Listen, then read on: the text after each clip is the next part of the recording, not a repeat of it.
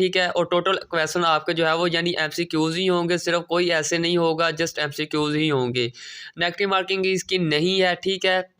अच्छा जी, आगे देख लेते हैं जी sample question for English. English के जो चीज़ें हैं वो उन्होंने शामिल की हुई हैं। Include parts of speech, change of voice, narration, synonyms, antonyms, spelling.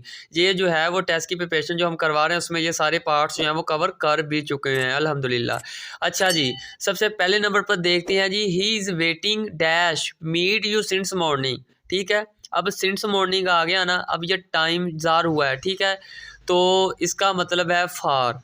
अब ये फार होगा, ठीक है ना, यानी वो मिलने के लिए वेट कर रहा है ना सुबह से, तो इसका जो पहला आंसर है फार, ठीक है ना। पर जो हमारे पास है वो है alphabet letters of language chose correct spelling, यानी कह रहे हैं कि करेक्ट स्पेलिंग आपने बताना है इनमें से चारों में से कौन सा है। तो वो जो हमारे पास है वो alphabet third number C option ठीक है, ALPHABET अल्फ़ाबेट, ठीक है ना।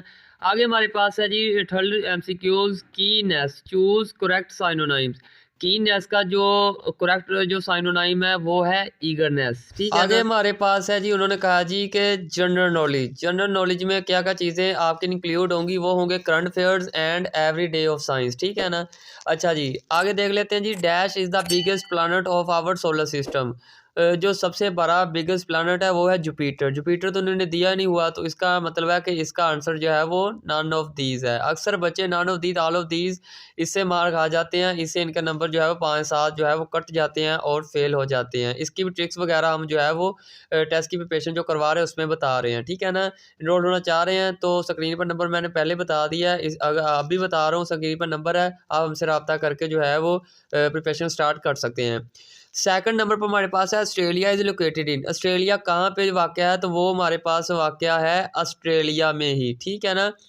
ऑस्ट्रेलिया एक AUSTRALIA है, ठीक है।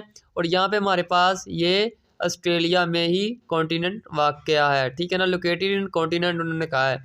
अगर dollar is currency name of, यानी डॉलर जो है वो किसकी करेंसी है, तो वो ज़ाहिर बात है United state of America USA की है। इसका आंसर हमारे पास है ए। आगे हमारे पास है जी पाकिस्तान स्टडीज़। पाकिस्तान स्टडी के रिलेटेड जो क्वेश्चन किए जाएंगे वो इस तरह के कुछ होंगे। पहले नंबर पर जो हमारे पास है रोड नेशनल एंथम, यानी नेशनल एंथम जो पाकिस्तान का जो किसने लिखा था, तो वो हमारे पास ज़ाहिर बात है हफीज़ जलंधरी ने लिखा था, ठीक है ना। आगे हमारे पास है the present constitution of Pakistan was passed in, तो इनमें से कोई भी नहीं है, ना 1974 है, ना 62 है, ना 56 है, तो इसका आंसर है नन ऑफ दीज, ठीक है ना।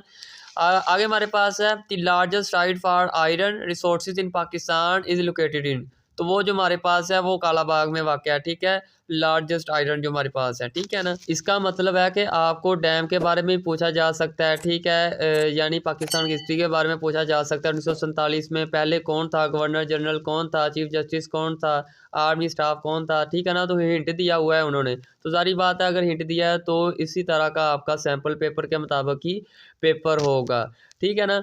अच्छा जी, आगे हम बात कर लेते हैं इस्लामियात यानी इस्लामिक स्टडीज़ के रिलेटेड, ठीक है ना।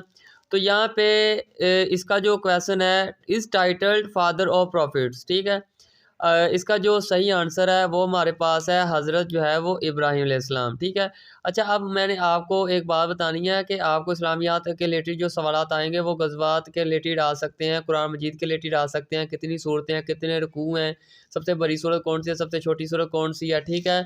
और आपको खाना काबा के बारे में आ सकते हैं, मदीना मुनव्वरा के बारे में आ सकते हैं, आप सल्लल्लाहु अलैहि वसल्लम की ज़िंदगी के बारे में आ सकते हैं, आप सल्लल्लाहु अलैहि वसल्लम की पैदाइश क्या है, इनकी वफ़ात क्या है, ठीक है, इनको नबूवत जो है वो कौन से साल हुई, इस तरह के सवालात आपको आ सकते हैं।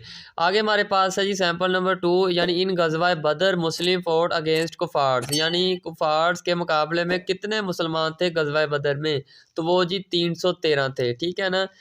मैंने अक्सर जो है टेस्ट प्रिपरेशन में तमाम गज़वात की ट्रिक्स बताई हैं कि गज़वात को कैसे याद करना है, और इसको जो है वो एक ही ट्रिक आपने बनानी है, सारे गज़वात आपको याद हो जानी है, कौन सी गज़वात हुई हैं, जंगें हुई हैं, और इसमें कौन कौन से कितने कफ़ार मारे गए और कितने मुसलमान शहीद हुए। आगे हमारे पास है जी यहाँ पे मैथमेटिक्स, और इसका एक सवाल हमारा रहता था कि मीनिंग ऑफ सूरतुल अनकबूत। अनकबूत का जो मीन है वो है स्पाइडर, ठीक है ना, ये बहुत ही इंपॉर्टेंट है।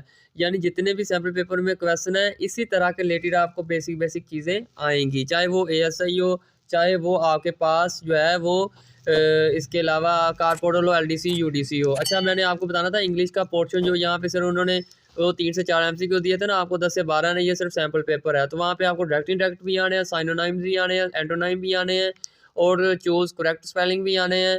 और इसके अलावा आपको जो है वो और भी इंग्लिश की चीज़ें आ सकती हैं, यानी एक एक दो दो MCQs आपको लाजमी ही आने हैं, ठीक है ना।